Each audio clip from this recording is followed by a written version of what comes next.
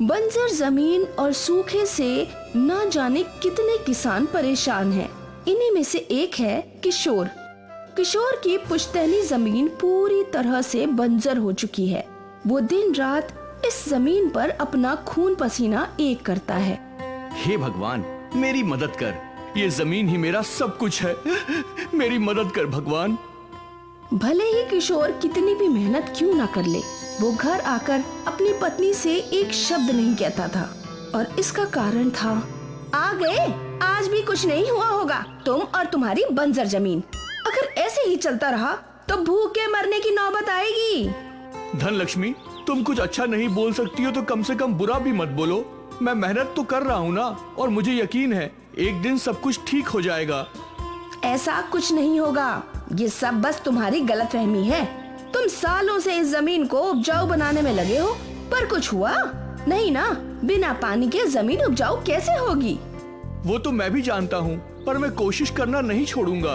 तुम कोशिश करते रहो और हम यहाँ भूखे मरेंगे। तू बेवजह ही बात को बढ़ा रही है। अच्छा, तुम बेवजह बंजर जमीन पर मेहनत कर रहे हो, वो ठीक है? वो जमीन मेरी पुश्तैनी जमीन है। मुझे यकीन है कि एक न एक दिन वो जरूर उपजाऊ होगी। पता नहीं वो दिन मेरे जिंदा रहते आएगा भी या नहीं। तुम्हारे कहने का मकसद क्या है धनलक्ष्मी? मैं चाहती हूँ कि संदीप काम पर जाए, ताकि कम से कम उसकी कमाई से हमारा घर चलता रहे। पर माँ, मैं काम पर गया तो पिताजी अकेले पड़ जाएंगे। हाँ, जैसे तुम दोनों उस खेत में मिलकर सोना उगाओगे। संदीप, तुम्हारी माँ सही बोल रही है। तुम्हें काम पर जाना चाहिए। परवर कुछ नहीं, कल से तुम काम पर जाओगे। और मैंने इसके लिए एक नई नौकरी भी ढूंढ ली है। गांव में वो ढाबा है ना, उसमें। धनलक्ष्मी बहुत खुश थी कि कम से कम उसका बेटा तो नौकरी करेगा। पर किशोर उदास था। उसका सपना था कि एक दिन उसका सारा परिवार अपने लहलहाते खेतों की कटाई करेगा। पिताजी, इस बार तो फसल बिल्कुल सोने की हुई है। कैसे ना होगी, पिताजी और मेरी वर्षों की मेहनत जो है। अब बोलो धनलक्ष्मी, मैंने कहा था ना कि एक दिन मेरे खेत उपजाऊ बनेंगे। हाँ, और अब बिल्कुल सही थे। मुझे खुशी है कि मेरी सोच गलत हुई और आपके खेत उपजाऊ बन गए। पर किशोर का ये सपना शायद कभी पूरा ही ना हो। अगले दिन से संदीप ढाबे में नौकरी करने चला गया। यहाँ वो ऑर्डर लिया करता था और टेबल की सफाई भी करता था। वाह संदीप, तूने तो टेबल एकदम चकाचक कर दिया है, जैसे नया हो। शाबाश। संदीप का मालिक उससे बहुत खुश था। संदीप काम भी बहुत ईमानदारी से करता था, पर जब भी संदीप फ्री होता वो अपने पिताजी के बारे में ही सोचता रहता। 1 बज गए, अभी पिताजी खाना खा रहे होंगे, और काश मैं भी उनके साथ होता तो वो मुझे अपने पिताजी और उनके पिताजी की कहानियाँ सुनाते। अरे संदीप, देख कस्टमर आए हैं। जी मालिक। एक शाम की बात है। संदीप अपने घर लौटा तो उसके पिताजी पहले से ही घर पर थे। अरे पिताजी, आप जल्दी घर लौट आए। हाँ, वो आज मेरी तबीयत कुछ ठीक नहीं लग रही थी और खेतों में ठंड भी ज्यादा थी। अच्छा है, वैसे भी काफी दिन हो गए आपसे बातें किए हुए। हाँ हाँ। पिताजी, हमारे खेत पहले से ही ऐसे थे क्या? ये कभी उपजाऊ थे ही नहीं क्या? नहीं बेटा, ऐसा नहीं था। मेरे दादाजी इन्हीं खेतों पर खेती करते थे। उस वक्त ये खेत बहुत उपजाऊ थे। तो अचानक ये खेत ऐसे कैसे हो गए? वो तो मुझे भी नहीं पता बेटा। मैं तो बस पूरी कोशिश कर रहा हूँ कि ये खेत वापस उपजाऊ बन जाए और यहाँ फसल लहलहाए। जरूर होगा पिताजी, मुझे भी यकीन है। जब होगा तब देख लेंगे। अब तुम दोनों खाना खाने बैठो। धनलक्ष्मी को किशोर की बातों पर जरा भी यकीन नहीं था, और होता भी कैसे। जब धनलक्ष्मी शादी करके घर आई थी, मैं अपने खेतों को जरूर उपजाऊ बनाऊंगा। जी बिल्कुल। पर जैसे जैसे समय बीता, धनलक्ष्मी देखने लगी कि किशोर बंजर जमीन पर बेवजह मेहनत कर रहा है। धनलक्ष्मी को अपने बच्चों के भविष्य की चिंता थी। ए जी, हमें जल्दी जल्दी पैसे इकट्ठे करने होंगे। श्वेता अभी 12 बरस की हो गई है। 8-10 साल में इसकी भी शादी करनी होगी। अगर ऐसे ही चलता रहा तो कौन हमारी श्वेता से शादी करेगा? माँ, 8-10 साल बहुत बड़ा समय है, तब तक मैं पैसे जमा कर लूँगा। अब तू ही मेरा सहारा है बेटा। तू मन लगाकर काम करना और कभी खेती बाड़ी करने की सोचना भी मत। पर माँ, मैं तो हूँ एक किसान ही ना। है नहीं था, अब तू किसान नहीं है, किसानी तेरे पिताजी तक ही थी, ऐसा सोच ले। धनलक्ष्मी की बातें किशोर को बहुत चोट पहुंचाती थीं, पर वो करता भी क्या। अगले दिन सब कुछ पहले जैसा हो गया। किशोर अपने बंजर खेतों में मेहनत करने चला गया।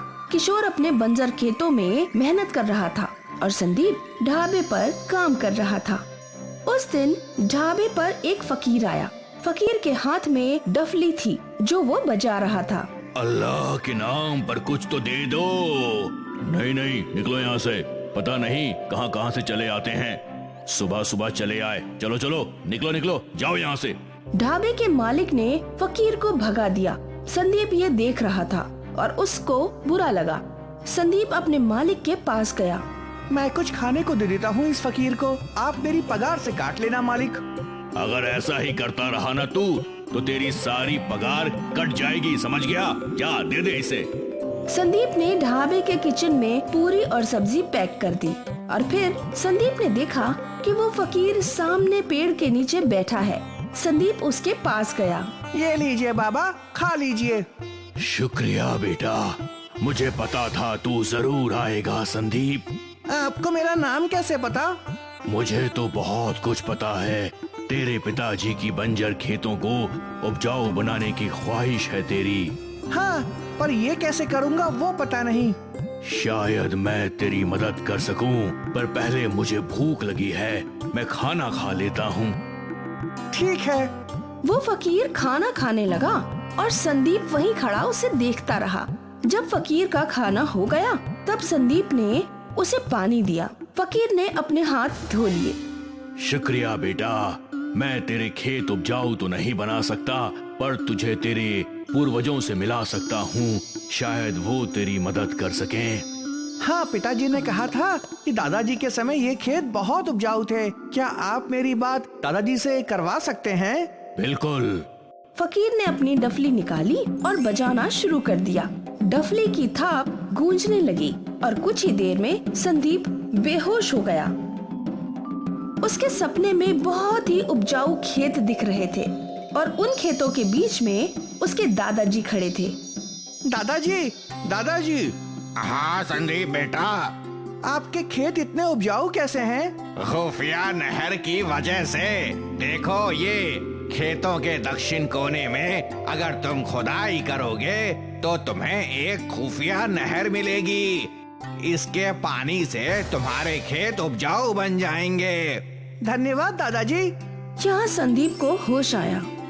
मुझे रास्ता मिल गया अपने खेतों को उपजाऊ बनाने का। बहुत खूब। धन्यवाद, आपका बहुत बहुत धन्यवाद। अब जाओ अपने पिता के पास। जी। संदीप दौड़ते हुए अपने खेतों में गया और उसकी सारी बातें पिताजी को बता दी। हमें यही खोदना है पिताजी। ठीक है। किशोर और संदीप दोनों ने मिलकर उस जगह को खोदना शुरू किया और कुछ घंटों की मेहनत के बाद वहाँ उन्हें नहर मिल गई। पिताजी, पानी। हे भगवान, तेरा लाख लाख शुक्रिया। किशोर ने कभी नहीं सोचा था कि ऐसा कुछ होगा।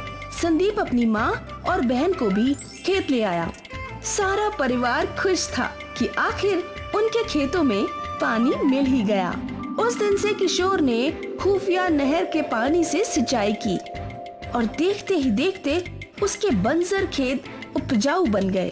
कुछ ही महीनों में उसके खेत में धान लहलहा रहे थे और आज उसका सारा परिवार अपनी फसल देखकर खुश था। मेरा सपना पूरा हो गया। धन्यवाद पिताजी, और धन्यवाद उस जादुई डफली वाले फकीर का। हाँ पिताजी। पूरे परिवार ने आभार प्रकट किया और उस दिन के बाद से उनकी जिंदगी बदल गई। अब संदीप को ढाबे पे काम नहीं करना पड़ता था। वो खुशी खुशी अपने पिताजी के साथ धान उगाता था।